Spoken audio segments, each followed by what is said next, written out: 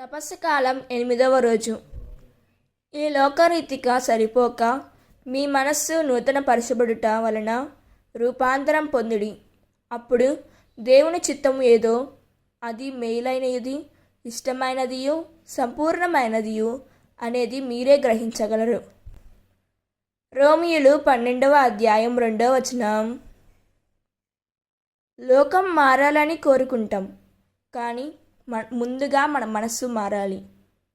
దేవుని చిత్తం తెలుసుకోవాలంటే లోకపు ఆలోచనల నుంచి బయటకు రావాలి. రూపం మార్చుకోవడం కాదు, మనసు మార్చుకోవడమే నిజమైన పరివర్తన. దేవుని చిత్తం ఎప్పుడూ మేలే, కానీ మన హృదయం సిద్ధంగా ఉండాలి. ఈ రోజున కొత్త ఆరంభం, కొత్త మనసు, కొత్త జీవితం జీవించాలని ఆ ప్రభువుని కోరుకుందాం.